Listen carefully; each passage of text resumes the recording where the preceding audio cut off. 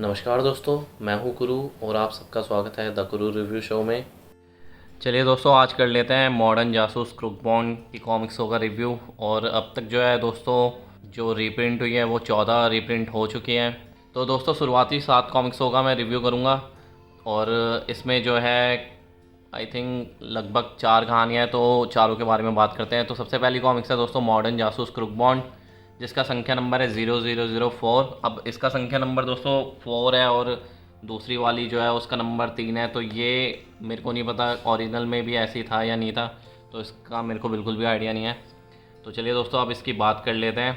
अगर आप देखेंगे तो दोस्तों, स्टार्टिंग में जो 2 कॉमिक्स आई थी, मॉडर्न जासूस क्रूक बॉन्ड और क्रूक बॉन्ड और सभी दीवाने जूते के, तो इन दोनों में स्टेपल बाइंडिंग थी।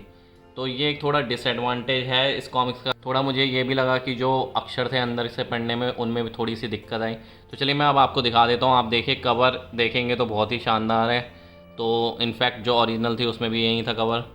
और पीछे जो है राम रहीम की कॉमिक्सों के बारे में लिखा हुआ है। दोस्तों, इस कॉमिक्स का रेट है 100 रुपये और इसमें 32 पेज हैं। इनफैक्ट जितनी भी कॉमिक्स आई है उन सब का रेट जो है 100 रुपये ही है और उन सब में 32 पेज हैं। तो चलिए दोस्तों, अब अंदर से देख लेते हैं। अगर इसमें क्रेडिट डिटेल्स देखेंगे तो दोस्तों, इसमें ज़्यादा कुछ है नहीं। इसमें खाली पुणे रंग सज्जा पे लिखा हुआ है कि रुद्राक्ष जी ने की है। ये शायद अभी के जो क्रेडिट इंक्लूड किए गए हैं, और मुझे लगता है कि शायद फर्स्ट टाइम में भी शायद क्रेडिट ना हो, इतना मुझे आइडिया नहीं इसका। तो चलिए मैं अब आपको जल्दी से इनसाइड पेजेस दिखा देता हूँ और आप भी देख सकते हैं कि कैसे हैं दोबारा से कलरिंग करके। तो आप देख सकते हैं यहाँ पे।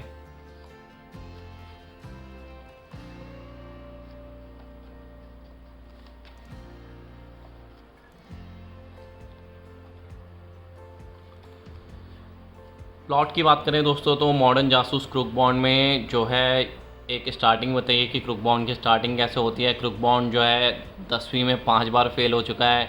उसके जो फादर हैं वो उससे काफ़ी गुस्सा रहते हैं और उसकी मॉम जो है उसको काफ़ी प्यार करती है। क्रूक बॉन्ड इसी सिलसिले में जो है दोस्तों, वो सोच रहा होता है कि अपनी लाइफ में क्या करे आगे। वो जाता है दोस्तों अपने रिलेटिव्स के यहाँ पे, और उसके बाद क्या क्या होता है वो आपको इस कॉमिक्स में पढ़ के पता चलेगा। तो इसी चीज़ में जो है वो काफ़ी सारे जो छोटे छोटे केसेस होते हैं वो सॉल्व करता है, और जिससे जो है उसका नाम बन जाता है। तो ये स्टार्टिंग कॉमिक्स में है दोस्तों। और देखिए, फर्स्ट कॉमिक्स है तो मैं यही बोलूँगा कि दोस्तों, हर किसी का ओरिजिन जो है बहुत पहले लिखा गया था। काफ़ी अच्छा ओरिजिन है। आज के टाइम में भी अगर आप फ़नी वे में देखें तो काफ़ी अच्छा लगेगा आपको। तो अगर इसकी बात की जाए तो दोस्तों, मैं इसको 7 पॉइंट देता हूँ। बस मुझे जो एक रीप्रिंट में थोड़ी बहुत दिक्कत लगी वो लगी कि थोड़े बहुत अक्षर जो थे वो पढ़ने में थोड़ी जगहों पे मुझे ऐसा लगा कि कहीं कहीं पे जो है वो ढंग से पढ़े नहीं जा रहे थे, क्योंकि उनमें कलर स्कीम जो बैकग्राउंड में जो स्पीच बबल्स में चुनी गई थी वो इतनी ज़्यादा बेटर नहीं थी। बस एक ये छोटी सी दिक्कत लगी, और दूसरी जो मैंने बता दी आपको स्टेपल बाइंडिंग की है। इसके बाद दोस्तों आती है क्रूक बॉन्ड और सभी दीवाने जूतों के।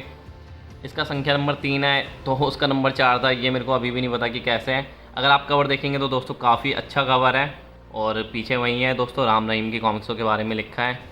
अब हम देख लेते हैं जल्दी से इसके क्रेडिट्स। अगर हम क्रेडिट्स देखेंगे तो दोस्तों, लेखक है इसके विमल चटर्जी, चित्रकारी की है त्रिशूल कॉमिक्स आर्ट ने, और पुणे रंग सज्जा किया है रुद्राक्ष जी ने। चलिए दोस्तों, जल्दी से मैं कुछ इनसाइड पेजेस आपको दिखा देता हूँ। और दोस्तों, क्रूक बॉन्ड का असली नाम जो है वो है अनोखे लाल। थोड़ा अजीब सा नाम है, पुराने टाइप का। चलिए दोस्तों, मैं आपको थोड़ी सी प्लॉट की डिटेल दे देता हूँ। इसमें दोस्तों, जैसे कि आप कहानी का शीर्षक पता ही होगा आपको, सभी दीवाने जूतों के। तो इसमें जो जूते हैं वो दोस्तों, एक राजा है पोपट लाल, 500 साल पहले हुआ करता था। उसके जूते जो है एक म्यूज़ियम से चोरी हो जाते हैं। शायद म्यूज़ियम से ही होते हैं, तो मेरे को अभी याद नहीं आ रहा ढंग से, काफ़ी टाइम हो गया मेरे को स्टोरी पढ़े हुए। और क्रूक बॉन्ड जो है अपनी जो है एक डिटेक्टिव एजेंसी खोल लेता है और साथ में बुला लेता है अपने भाई टिल्लू को। उसके बाद जो है क्रूक बॉन्ड जो है दोस्तों, वो ढूंढ रहा होता है अपना फर्स्ट केस, और उसको एक फ़र्स्ट केस मिल जाता है जब एक औरत आती है उसके पास एक केस लेके, जो होता है उसके गुमनाम कुत्ते का। अब जो है दोस्तों, क्रूक बॉन्ड को कुत्ते को ढूंढना है, और साथ में जो है वो कैसे इन जूतों के फेर में आ जाता है, ये ही है इस स्टोरी में।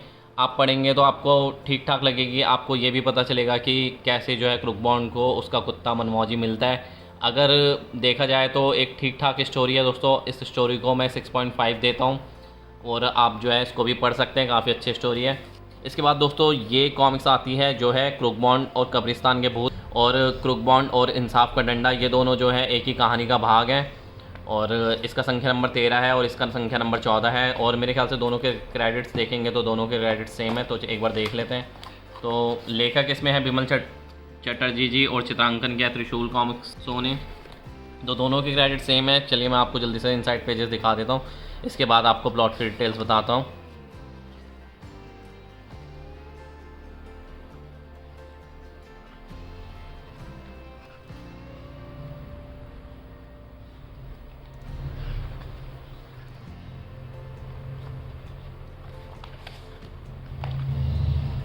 अब देख लेते हैं दोस्तों जल्दी से इंसाफ का डंडा।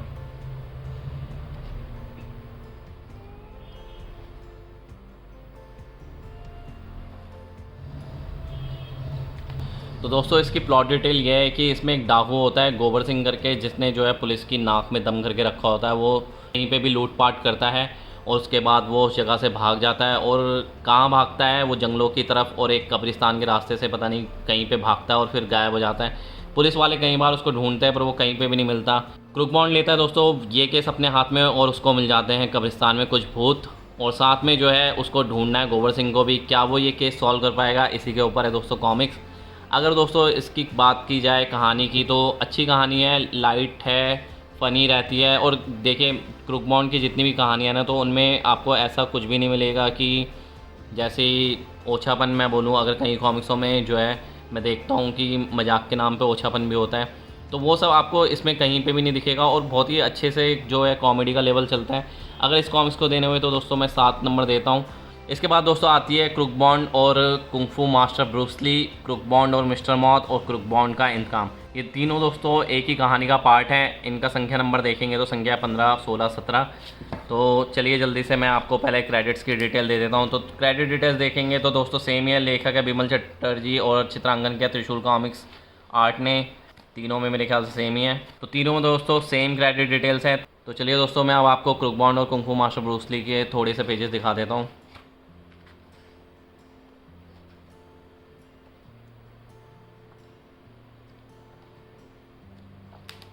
ये है दोस्तों, और ये है इसके बाद क्रुक बॉन्ड और मिस्टर मौत जो इसका सेकंड पार्ट है।